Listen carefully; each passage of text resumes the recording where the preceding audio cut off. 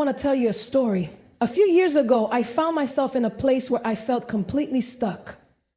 Mentally, emotionally, even spiritually. I was doing all the right things. Praying, seeking advice, trying to keep my faith strong. But inside, I was exhausted. And the worst part, nothing seemed to change. I was waiting for God to step in, to do something, to fix what felt broken in my life. But it felt like silence. One day, in my frustration, I just stopped. I stopped asking God to change my situation, and instead, I asked Him to show me what I wasn't seeing. And that's when something shifted. The situation itself didn't immediately change, but my perspective did. I started to realize that maybe the reason I felt stuck wasn't because God wasn't moving, but because I was looking at things the wrong way. See, we often think that when God intervenes, it means an immediate rescue. We expect Him to part the sea, to open the door, to remove the obstacle right away. And sometimes He does, but more often, before He changes the circumstance, He changes us. Because the way we see our problems determines how we go through them. You see something as a dead end, you'll stop. If you see it as a detour, you'll keep moving. If you see it as a setup for something greater, you'll start expecting something greater, and expectation changes everything. Have you ever noticed how two people can go through the exact same situation and come out completely different? One comes out bitter, the other comes out stronger. One comes out defeated, the other comes out wiser. What's the difference? Perspective. The person who allowed God to shift their perspective saw the struggle differently.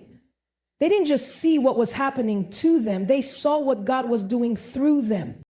There's a story in the Bible about the Israelites when they were about to enter the promised land. Before they could step into what God had for them, Moses sent 12 spies to check out the land. All 12 saw the same thing, giants in the land. But 10 of them came back saying, "It's impossible, we can't do this."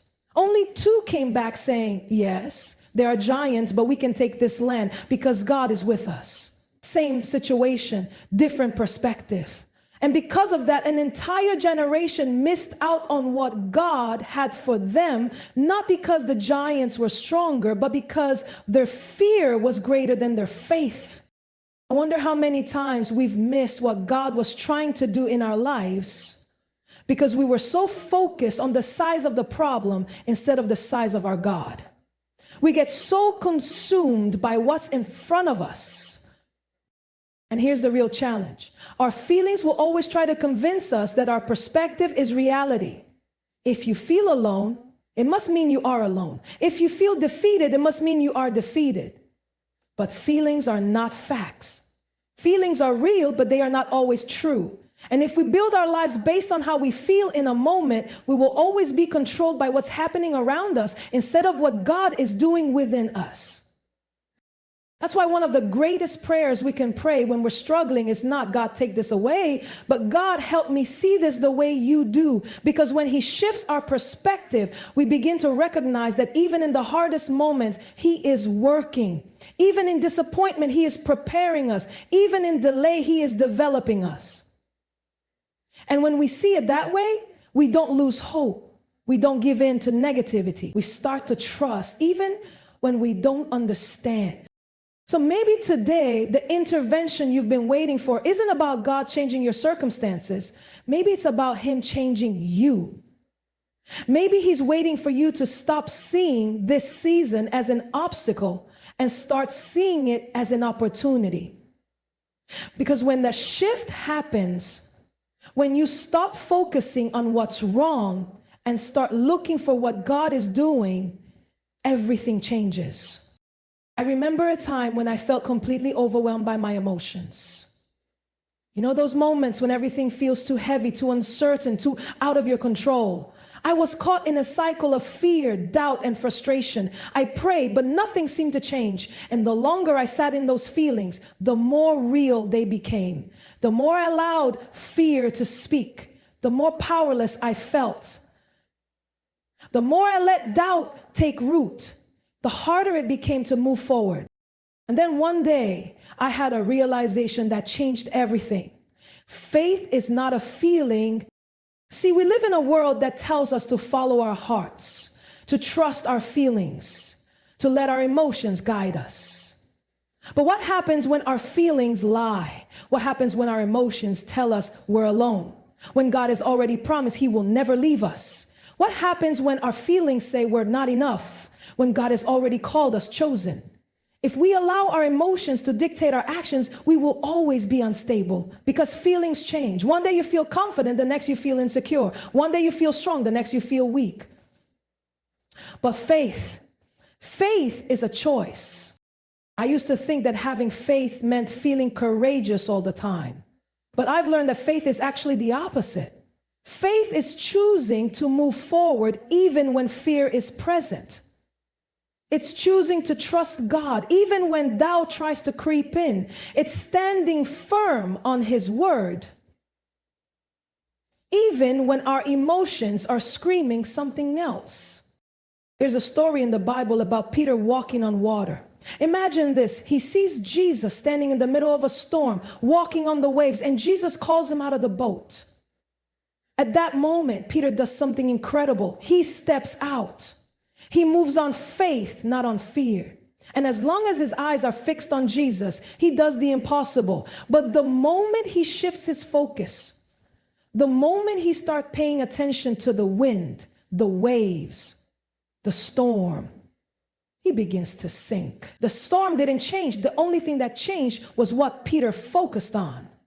That's exactly how it works in our own lives. The moment we focus more on our circumstances than on God's promises, we start sinking. The moment we let our emotions take control instead of standing on truth, we start drowning in fear, in doubt, in anxiety. But here's the good news. Jesus never let Peter drown. The second Peter cried out, Jesus reached out and pulled him back up. And that's what God does with us. He doesn't let us drown in our emotions. He doesn't let us get swallowed up by fear, but we have to be willing to reach for Him. We have to make the choice to trust, even when we don't feel like it. There have been so many times in my life when my feelings told me to give up, to shrink back, to stay where it was comfortable. But faith pushes us forward.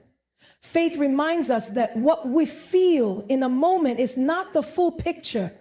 Faith is choosing to believe what God says over what emotions say. Some of you have been waiting for your feelings to change before you step into what God is calling you to do. But what if I told you that faith comes first?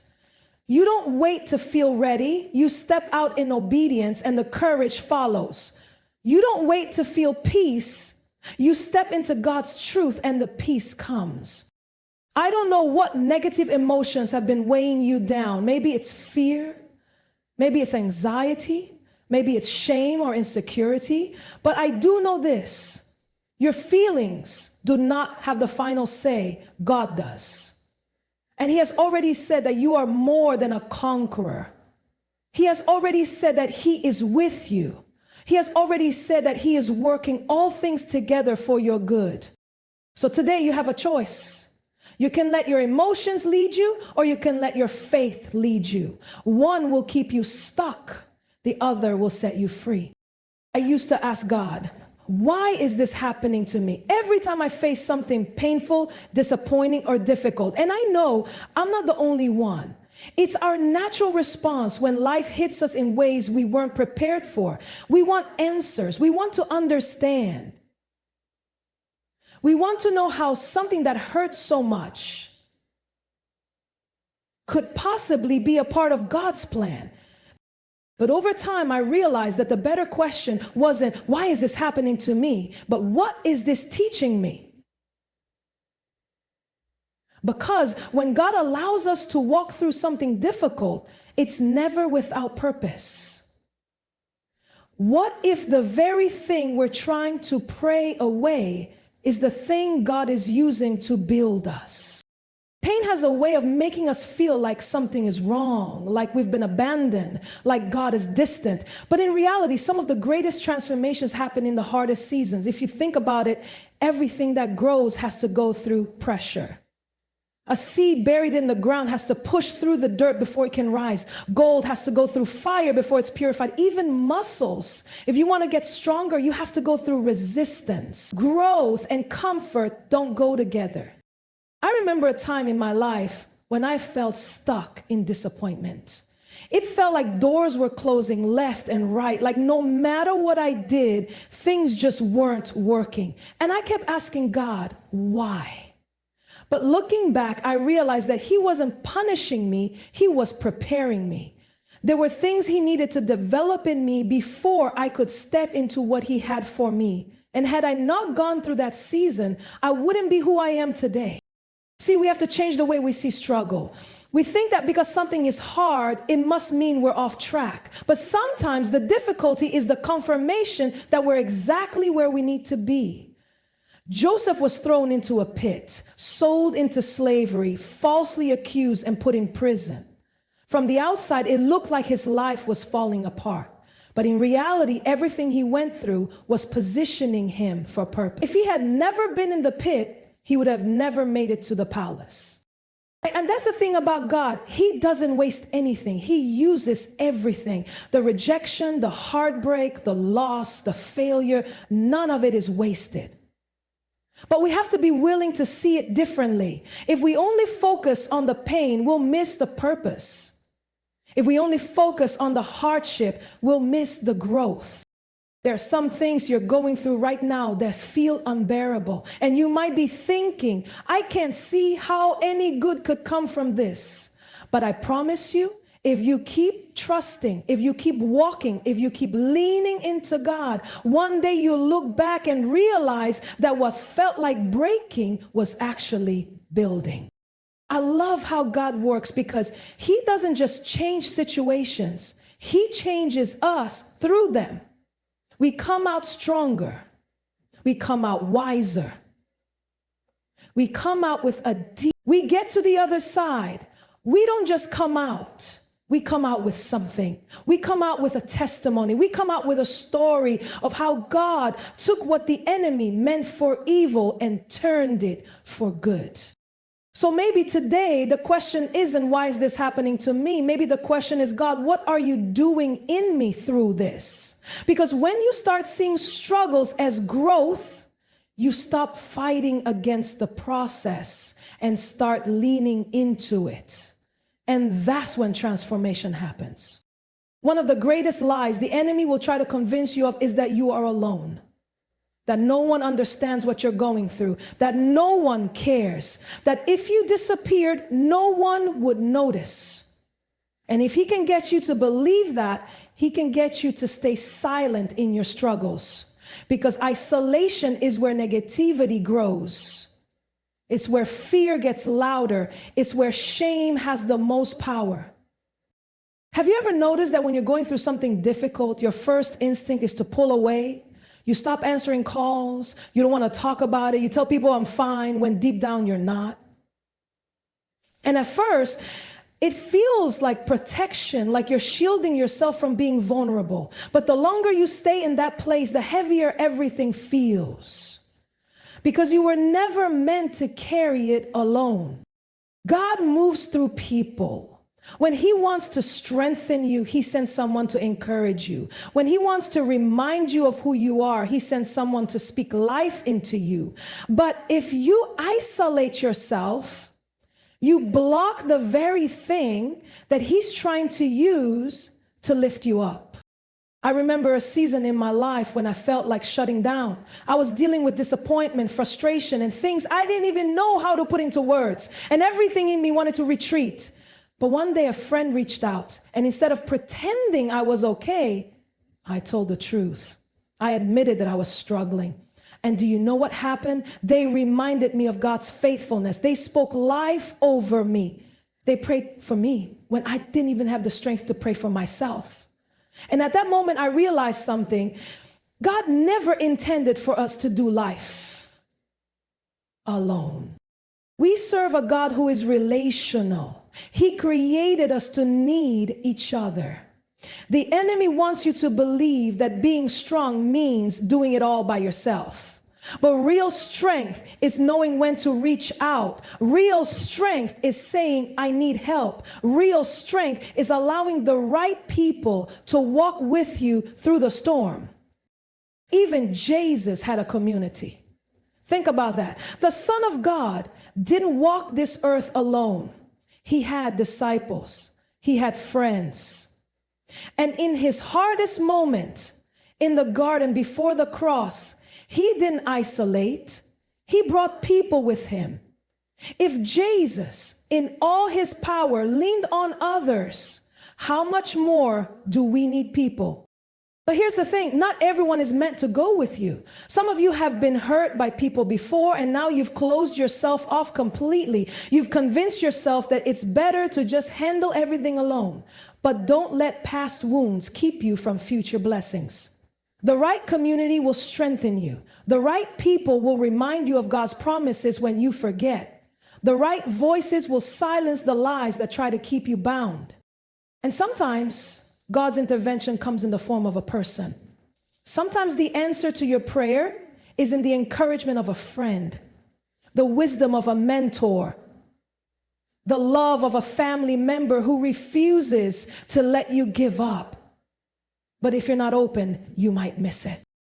I don't know what you're walking through right now, but I do know this. Whatever it is, you don't have to face it alone. God has placed people in your life for a reason. Don't let pride, fear, or past wounds keep you from the very thing that could bring you strength. Because when you are connected to the right people, you are reminded that you are not alone. And when you know you are not alone, you can keep going. Gratitude has a way of changing everything, not because it changes our situation, but because it changes us. I used to think that gratitude was something you express when things are going well, when life is smooth, when prayers are answered, when blessings are obvious. But what about the moments when nothing makes sense? What about the seasons of waiting, of disappointment, of pain? How do you find gratitude then? There was a time in my life when I was struggling with frustration. I was praying for doors to open, for clarity, for breakthrough, and it felt like nothing was happening. And the longer I focused on what wasn't working, the more discouraged I became. One day, in the middle of my frustration, I felt a gentle nudge in my spirit saying, "Thank me." And I thought, for what? Nothing had changed. The answers I was waiting for hadn't come, but I knew that voice. I knew it was God asking me to shift my focus. So I did. I started small. I thanked him for waking me up that morning. I thanked him for keeping me, for sustaining me, for every time in the past when I thought I wouldn't make it, but he carried me through. And as I kept going, something happened. The weight I had been carrying began to lift. My situation hadn't changed, but my heart did. Because gratitude is a weapon. It disrupts negativity. It silences fear. It reminds us that even when things feel uncertain, God is still faithful. It's easy to focus on what's missing. It's easy to dwell on what hasn't happened yet. But when you start thanking God for what he has already done, your perspective shifts. Instead of seeing lack, you see provision. Instead of feeling forgotten, you remember that he has been with you every step of the way. And when you recognize his past faithfulness, it gives you the confidence to trust him with your future. There's a moment in the Bible where Jesus does something incredible. He takes 5 loaves and 2 fish, nowhere near enough to feed the thousands of people in front of him. And instead of complaining about what's missing, he gives thanks. He thanks God before the miracle happens. And in that moment, the impossible happens. That's the power of gratitude. It doesn't just acknowledge what is, it creates space for what can be. It invites the presence of God into our situation. It takes the little we have and places it in the hands of a God who can do exceedingly abundantly above all we could ask or imagine. Some of us are waiting for everything to fall into place before we thank God. We're waiting for the breakthrough, for the healing, for the provision. But gratitude is not about waiting for the blessing. It's about recognizing that God is already present, already moving, already working things together for our good. And gratitude isn't just for the good times. It's for the storms too. Because even in the middle of difficulty, there's always something to be thankful for. Maybe it's the strength to get through the day. Maybe it's the people he's placed in your life. Maybe it's the simple fact that you're still here, still standing, still pressing forward. When you make gratitude a habit, negativity loses its power. Fear loses its grip because you stop focusing on what's wrong and you start seeing what's right. And when you do that, joy begins to rise. Hope begins to take root. And suddenly, you're no longer weighed down by what you don't have. You're lifted by the awareness of all that God has already given. So no matter what season you're in, there is always something to be grateful for. And the more you practice gratitude, the more you realize you are already blessed. Surrender is one of the hardest things to do because it feels like losing control. We want to hold on. We want to figure it out. We want to know exactly how everything is going to work out before we take the next step. But the truth is, real peace isn't found in control. There was a time in my life when I felt like I was doing everything I could, but nothing was shifting. I was praying, I was believing, I was making plans, but no matter what I did, I kept hitting a wall. And I remember reaching a breaking point where I said, God, I don't know what else to do. And in that moment, I felt something so clearly in my spirit. That's exactly where I need you. Because sometimes we think that faith means holding on tighter, but sometimes faith means letting go. Not letting go in the sense of giving up, but letting go in the sense of releasing control and trusting that God is leading even when we can't see where he's taking us. We love the idea of trusting God until it requires us to step into the unknown, until it requires us to release something we thought we needed, until it requires us to wait longer than we expected. But God's timing is perfect. And when we truly surrender, we stop trying to force things to happen in our own strength. And we allow him to move in ways we never could. There's a moment in the Bible when Jesus is in the garden, just hours before he goes to the cross. He knows what's ahead. He knows the pain he's about to face. And he prays, Father, if it's possible, let this cup pass from me, but not my will, but yours be done. That moment of surrender changed everything. Because on the other side of surrender was victory. On the other side of surrender was resurrection. And that's what surrender does. It may feel like loss in the moment, but it always leads to something greater. Some of us are holding on to things that God is asking us to release. A relationship we know isn't aligned with his will. A plan we're trying to force when he's calling us to trust. A burden we were never meant to carry alone. And we're exhausted because we're trying to do it all in our own strength. But peace comes when we place it in his hands. Surrender doesn't mean we stop praying, stop believing, or stop expecting. It means we stop striving. It means we do our part and trust that God will do his. It means we stop holding on to what was and make room for what he's about to do. There have been moments in my life when I had to surrender things I didn't want to let go of. And at the time, it felt like loss. But looking back, I realized that every time I surrendered, God replaced what I thought I needed with something so much greater. Because when we trust him with our future, we'll never look back and regret it. So maybe today, the invitation is to release what you've been trying to control. To surrender the timeline, the outcome, the expectations. To trust that God is working even when it doesn't look like it. Because when you truly surrender, you don't just find peace, you find freedom.